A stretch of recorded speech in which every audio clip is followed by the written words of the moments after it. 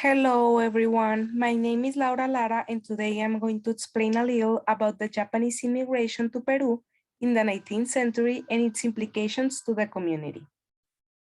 To get into the subject, we must know a little of the background of this fact. It all goes back to Japan in the Edo period. In 1639, this country adopted a policy called Sakoku, which in Japanese means closed country. This policy closed the country in such a way that no one could enter or leave, and whoever tried to do this was condemned to death. In 1853, a US navigator named Matthew Perry will arrive in the bay of what is now Tokyo and force the Japanese country to open up to international trade. This strategy was realized, but although the borders were open to the trade, the situation was not the same for the Japanese. They couldn't exit to another countries. 15 years later, with the arrival of Emperor Meiji to the throne, not only was Sasoku policy eliminated, also the feudal system was changed to a capitalistic one. In addition, the emperor encouraged people living in villages to move to the city, and also to migrate to other countries in order to bring in money for the family and for the country. With this decision,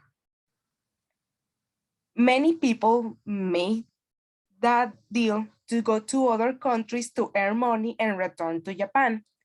This was the beginning of the first wave of Japanese immigration.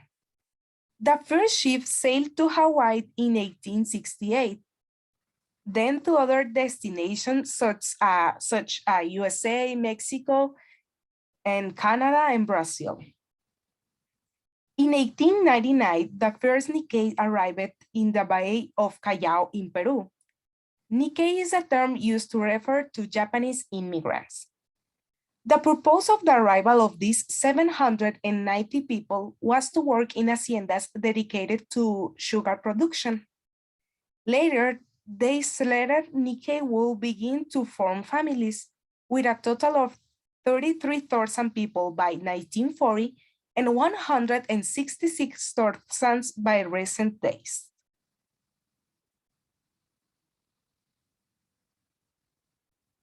Okay, now let's talk about the different economic, social, and cultural impacts that this movement brought. Economic impact. First of all, the Nikkei were brought to Peru with the purpose of serving as a labor force for the sugar industry. This would not do because they live in very precarious situations. Even 25% of them died with a few months of arriving. For this reason, they decided to move to the cities, such as Trujillo and Lima, where they would work as merchants. By 1940, more than 50% of hairdressing salons in these cities were run for a Japanese. In addition to having other types of businesses like grocery stores, restaurants, and another type of stores. This I consider a centrally negative impact on Peruvians because many start to get jealous for the competition that Japanese people made in the country.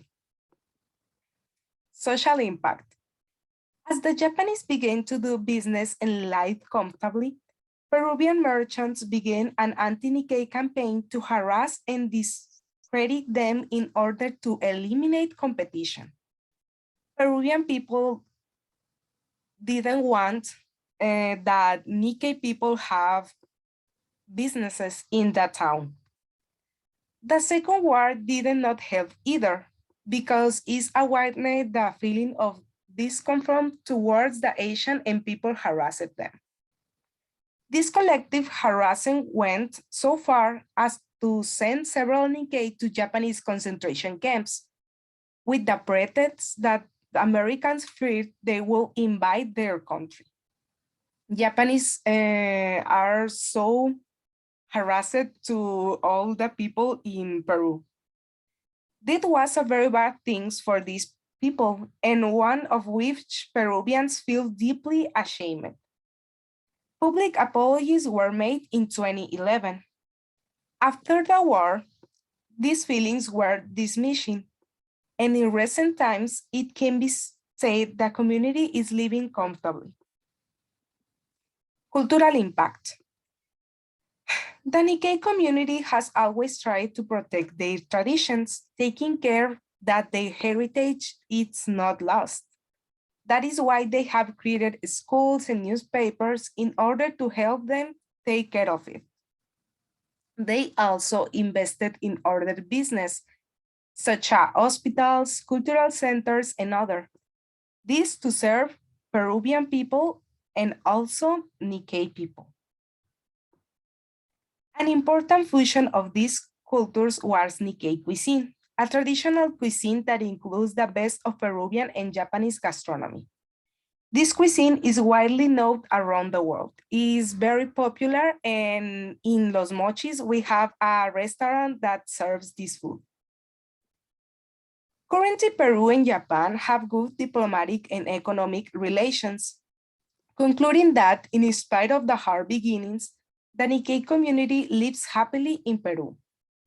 In commemoration of the arrival of the Japanese since 1989, every April the 3rd, the Peruvian-Japanese Friendship Day is celebrated.